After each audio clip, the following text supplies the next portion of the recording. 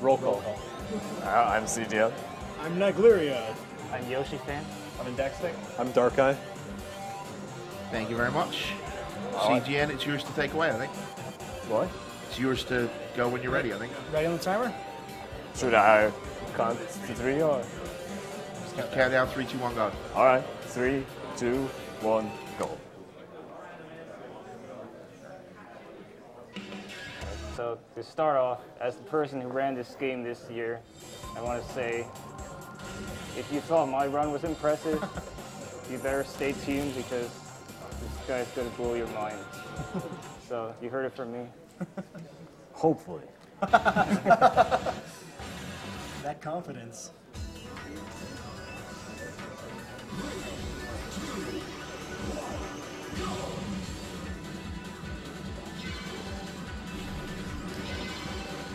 So we start off with chapter 1, where they place a bunch of capsules on the track and you have to finish in 3 laps while getting all the capsules. And the capsules are placed so that it's quite difficult to get them in 3 laps, especially that end part, where it's just a mess of capsules unless you really know what you're doing.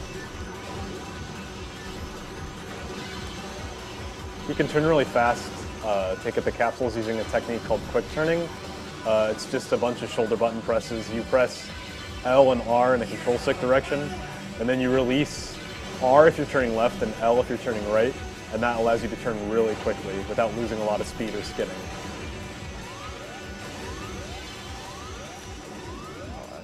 This last year tricky? All right, good.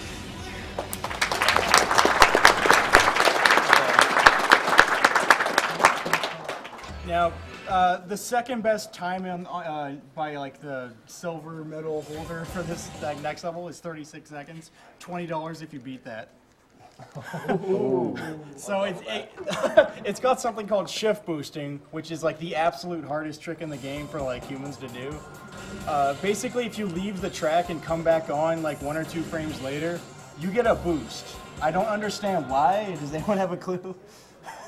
It's just you get a boost and you can just keep doing them back and forth to stack them and get lots of boosts and go really, really fast.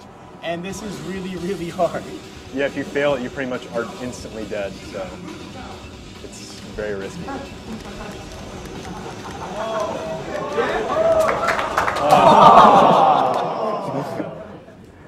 I can still save time as long as I don't die 2 or 3 times. Yeah, this saves over 30 seconds to do. It saves quite a bit of time, so it's worth it to go for it.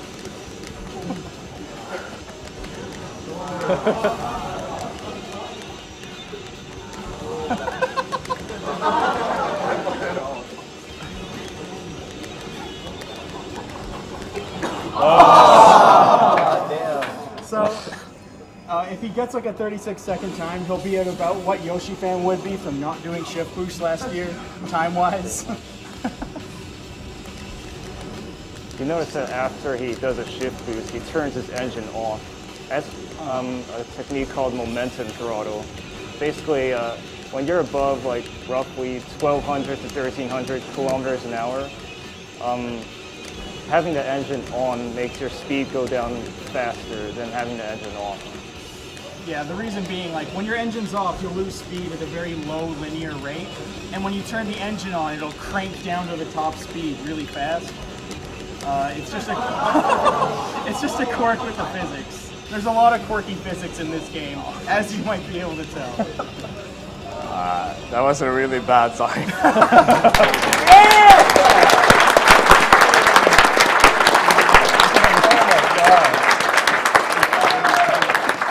So his really bad time still beat my personal best on that level, and I've been grinding it so much.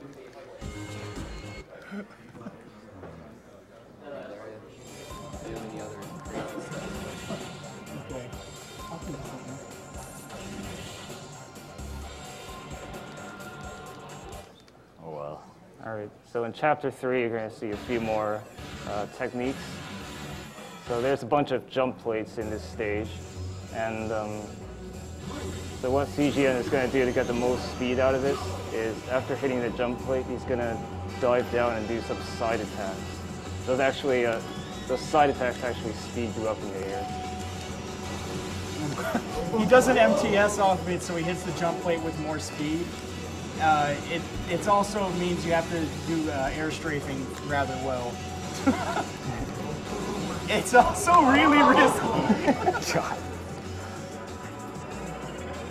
There's also a shortcut that he can attempt on the boost laps that's really risky and instantly blows him up if he doesn't do it right. So yeah, let's see what there's happens. like invisible checkpoints around the level that you need to hit, just like an F-Zero on the SNES. And if he does a very particular jump coming up improperly, he'll just explode and die and have to reset. Oh, yeah! Nice.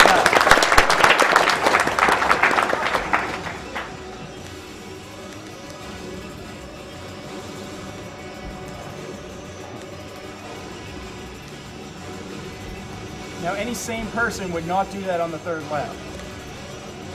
However.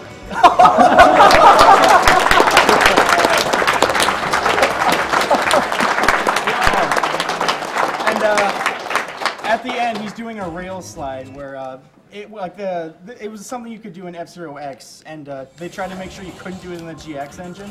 But after momentum throttling was discovered, they found that if you do a rail slide while momentum throttling, you can go really, really fast. You should probably explain what an MTS is. I don't think that was explained. An MTS is a momentum turbo slide. Basically, it's like in GX where you can just slide around and go really fast, except you have to let go of the A button in order to do it. Because if you hold the A button, your machine will want to go to the top speed, which is a lot lower than what you would be traveling.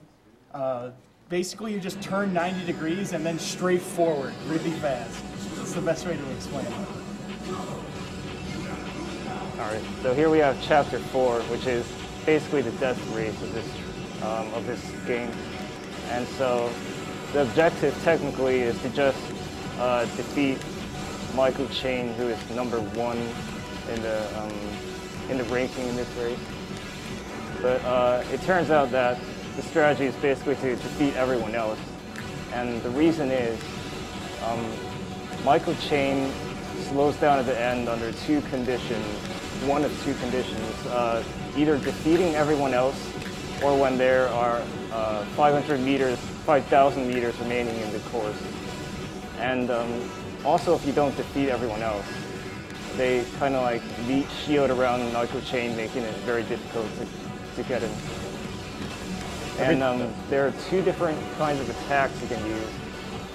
CGN favors side attacks because they take out the enemies much more quickly. But the other kind of attack is spin attacks, which you see Michael Chain's goons doing. And if you side attack into a guy who's doing a spin attack, then it hurts you, so you have to watch out for that.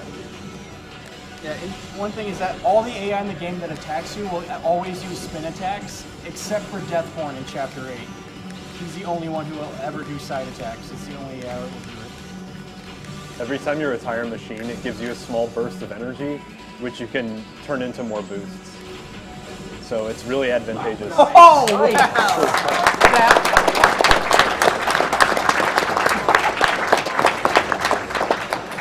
That was a pretty optimal kill on Michael Chain. It's like technically, like I think if you wanted to do like crazy tool assisted stuff, you could just try to only kill a few machines and like blast your way to the front. But it's I don't know, it's kind of dumb. It's not consistent.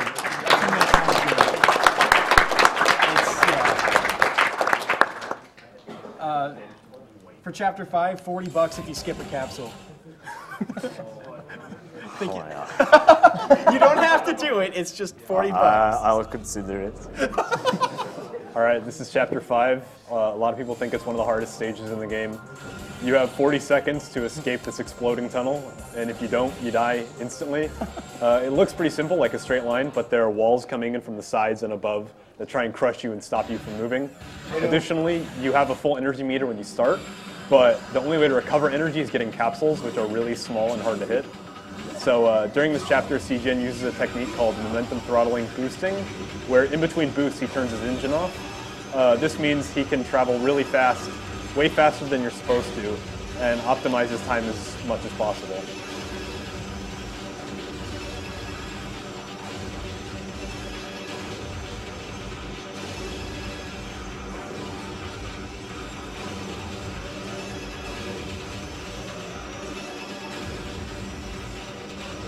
Oh, that capsule skip.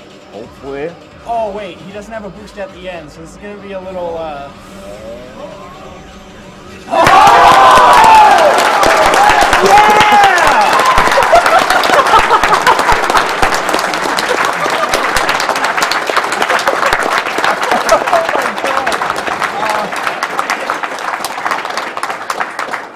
I didn't actually think you'd do that, but here's $40. Who should I give this to? To quote someone from the chat, human task confirmed. Tool-assisted runs, there's a few done of them with this game.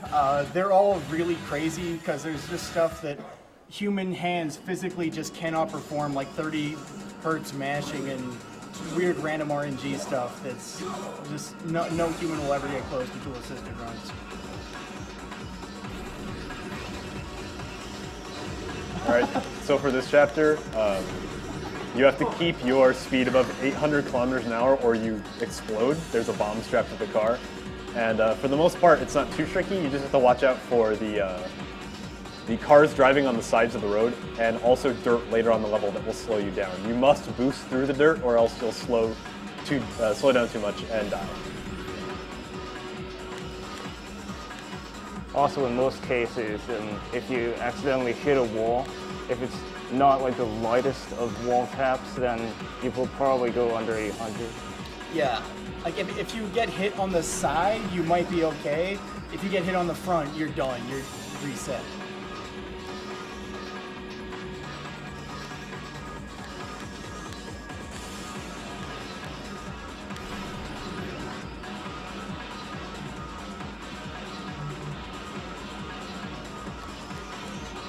Can I come in here with a donation for a second? Yeah, sure. I have a $500 donation. Yeah. From Tommy Rafane, who says, I missed the Super Meat Boys race which bums me up, but I'm happy to awaken for F-Zero GX. Keep up the great work. Money goes to Runner's Choice. P.S. I will donate an additional $100 if the announcer pronounces my last name correctly. Well, good luck on that one.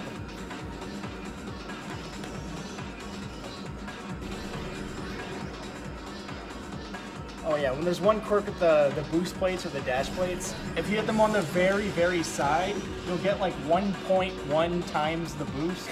So you get like an extra 10%.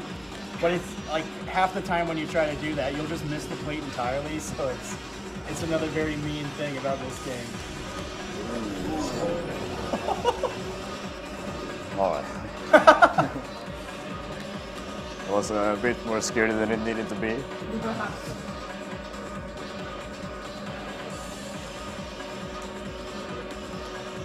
And one mean thing about this level's design is that at the very end, there's this blind right turn that pretty much everyone on their first time is just going to crash into the wall right here. So after 2.5 minutes of frustrating nail biting,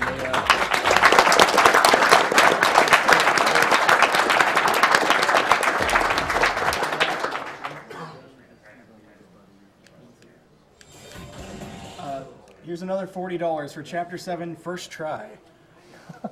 Because a lot of people might say Chapter 5 is the hardest, but me and I'm pretty sure everyone on the couch will say Chapter 7 is by far the hardest. 7 is pretty difficult. This is probably where if you bought the game as a kid, this is where you'd get stuck on normal. Black Bull and Bloodhawk on this stage kind of cheat. They have more energy than they're supposed to have. So a lot of people, they try to kill Black Bull right at the start of the race because he's directly behind you. CGN is a little more risky than that. He just simply doesn't care. He lets Black Bull run away. He actually gets a back boost off of him. Goes for the mine boost, even though it's... Oh, that's a very risky strat. Yeah, this stage is just grueling. You got lava, you got mines, you have coming up a part of the track with no railing. It's very, very slim, but it's possible to do shift boost, but it's really hard. Like that. Oh. And Bloodhawk is very, very aggressive. Yeah, several of the AI racers here are quite aggressive, and Black Bull and Bloodhawk are particularly fast. If you don't use shift boost and you're not as good as CGN, then you're probably never going to outrun Black Bull like for the entire race. Like, for most human beings, it's probably straight up impossible to just outrace these guys. But CGN does stuff like that, so it gives them a bit of an edge.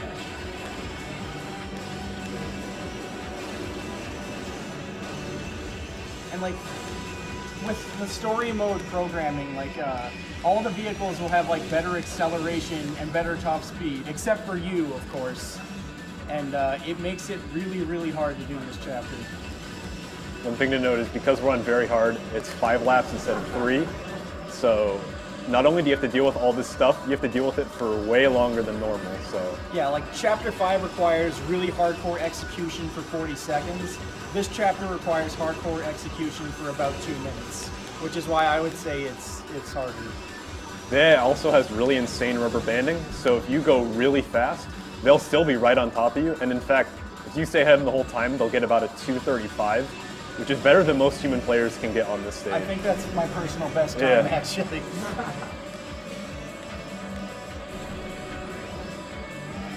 And also because Black Bull and Bloodhawk have way more health than they're supposed to, that also means they have more boost power, because your health and your boost power are shared, and they straight up cheat. They will catch up, even though there's like absolutely no reason for them to. He's done really, really solid MTSing on the ice patch turn, which is really hard to do.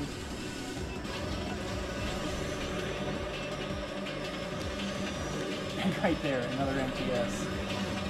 MTSing at low speeds is actually kind of finicky. Oh, he went for the mic.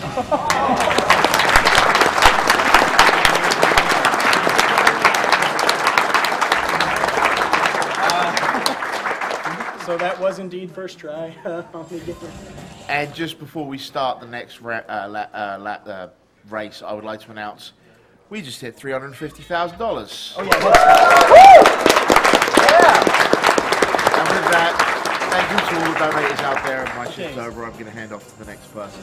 So with this level, you got to fight race Deathborn in what I think, according to the story, is actually hell. And CGN, he doesn't think Deathborn's that good, so he's going to give him a bit of a head start here, as you guys donated. 25 whole seconds. 25? I think it was over $100 like overshot, so if you're feeling a little ballsy, you could do 26. 26 whole seconds. Alright, challenge accepted.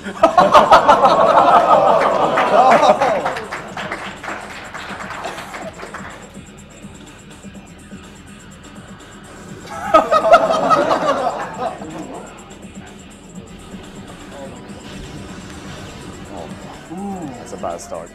Might not be possible now. So, Deathborn's about to finish his first lap. Yeah, so the strategy with the mines here is to hit a bunch of them on the first lap, and there are 2 reasons. On the boost, first of all, on the boost laps you have boost power, so you don't need the mine boost. And second of all, when you're boosting, hitting mines is really dangerous and will often throw you off the track. So he's gotten a lot of them out of the way on lap 1. There's a few particular mines that can, like that one there, if you hit that, it's pretty much guaranteed death when you're boosting by. So he has to be very careful.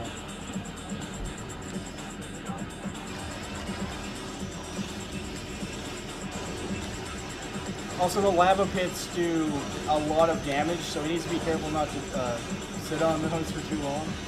They are molten lava.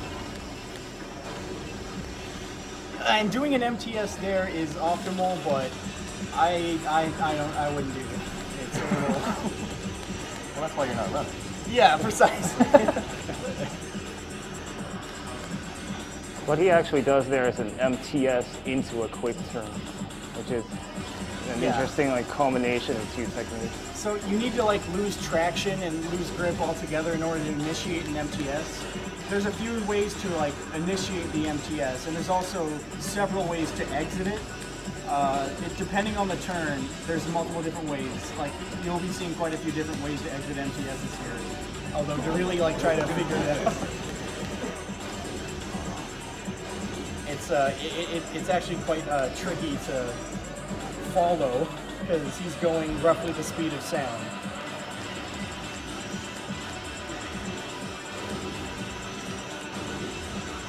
When he does catch up to Deathborn, he has to be pretty careful because depending on the part of the track it is, it can be very, very dangerous to pass Deathborn. Yeah, like he could very easily just boost and like give you a perfect side attack to kill you. He's catching up, which...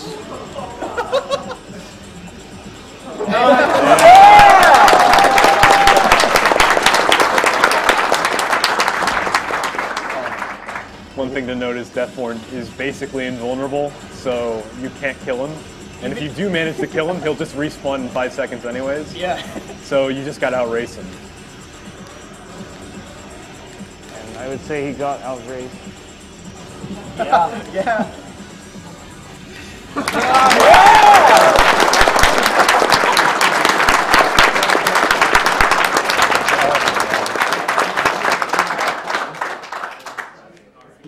All right, this is the final chapter. If the last chapter was racing the devil in hell, this is racing God himself in some crazy techno dimension. A rainbow And heaven. Yeah. this level doesn't have railings anywhere, so you can strafe off the edge if you want, which, if you're paying attention to Chapter 2, means we're going to see some shift boosts.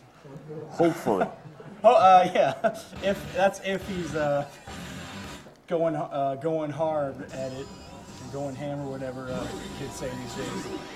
It's worth noting that shift boosts are much harder in this stage because for a lot of it you're going uphill, which means you have much tighter timing Yeah. to get back on the track. Like the steeper it is uphill, the harder it's going to be. It's actually like frame perfect at a certain angle. So every time he does it, it's like.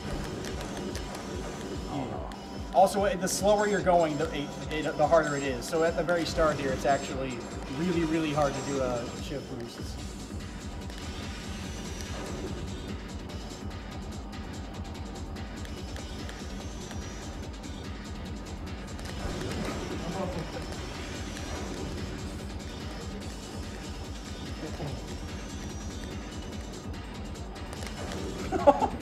This is the absolute hardest part of the track to do shift boosts on. So.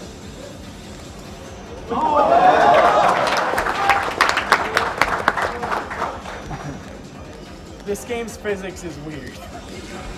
You can do a lot of crazy stuff.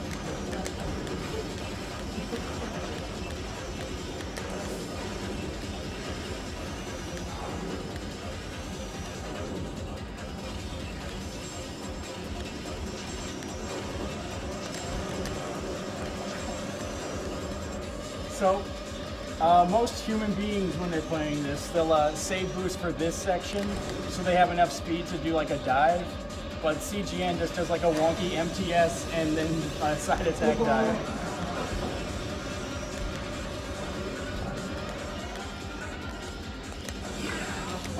Oh my god. So, I waste a lot of time. shift boosts are hard. Even the best of us can mess them up. Because for all intents and purposes, I'd say this is frame perfect. Each individual one. This is a really easy chapter without shift boosting, but I can't resist going for them.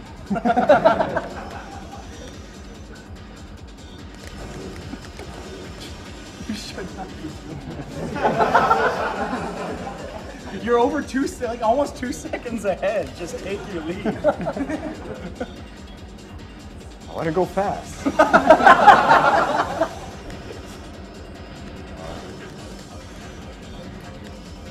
I love that corner cut.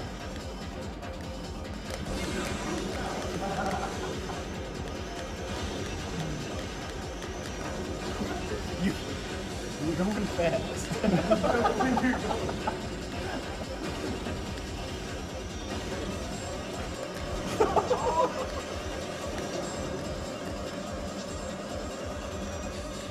So, are we shift boosting on the final lap again? Please don't. My blood pressure is already high enough.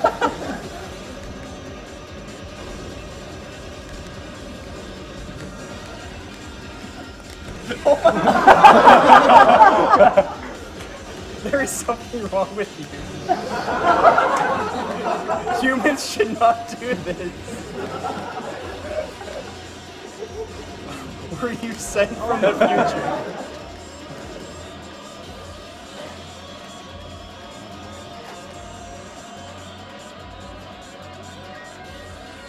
Also, don't skip the last cutscene. You gotta see the credits. Oh yeah.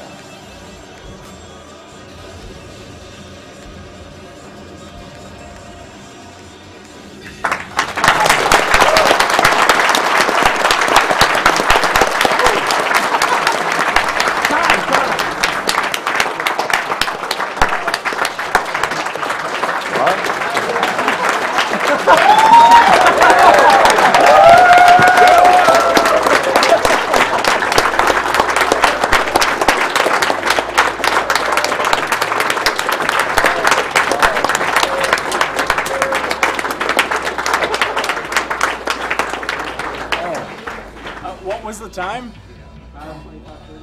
25:30. That's my It's a bit personal slow, but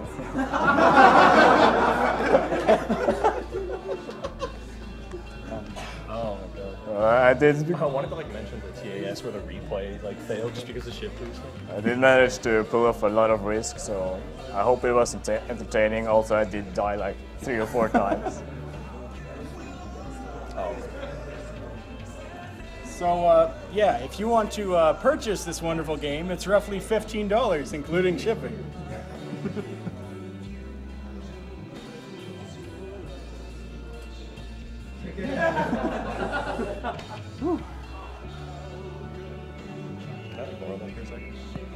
I just want to say something like really quick. Like, if you think the game can't get any faster, you should check out CGN's tool-assisted runs of this game. There's one on a track where he goes so fast using shift boosting that the game's replay mode desynced. I'm not making it up. Speaking of following him, I'm being told his follower count has just doubled. Oh yeah, I hope you turned off the Twitch notifications to follow.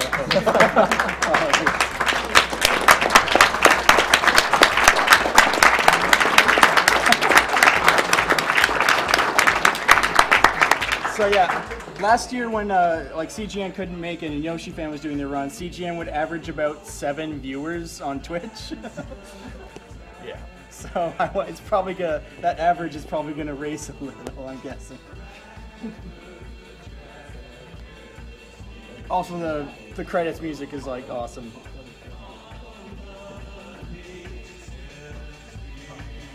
Do you have any space flying machines on your memory card?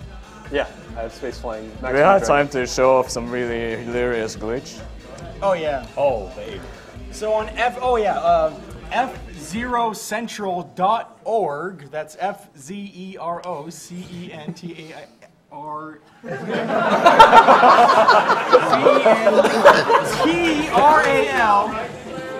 Yeah, I was spelling it the Canadian way there.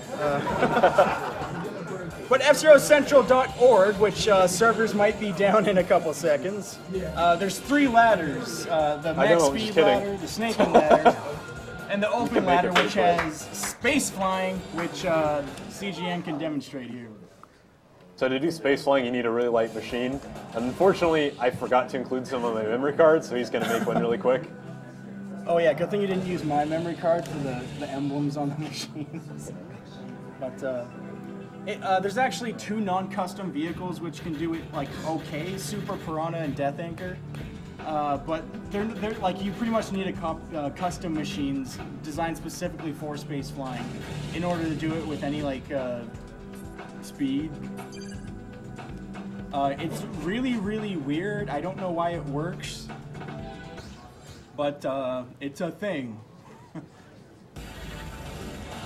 Pretty much this game has so many glitches that we've had to divide it into 3 entirely separate ladders because there's space flying, which is, as you'll see in a moment, completely and utterly broken. The open ladder also has hyperspeed side attack to reset this side attack thing. There's a lot of really crazy things you can do in this game. There's also snaking, where you press L and left, R and right repeatedly to gain tons of speed. And the story mode run you saw was done on max speed, which sets the slider all the way to the right, meaning that snaking and space flying are pretty much impossible unless you use the right vehicle. Alright, space flying.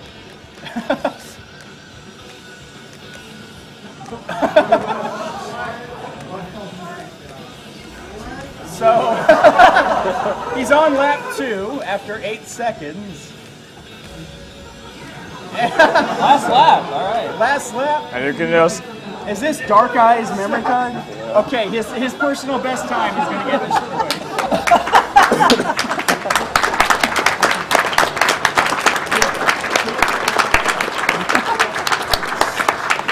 Game's lag. It's actually really hard to lag the game, but he's loading virtually the whole level at once here, and it's actually one of the rare occurrences I've actually seen an F-Zero game actually drop in frame rate. And this height gainer has a purpose. I'm gonna show it off in like 10 seconds.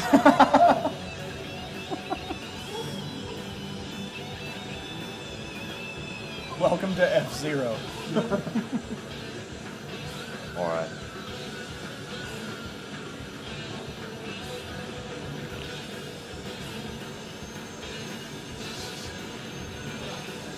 You should look at his speedometer right now. He just cracked Mach 4, Mach 5. Alright.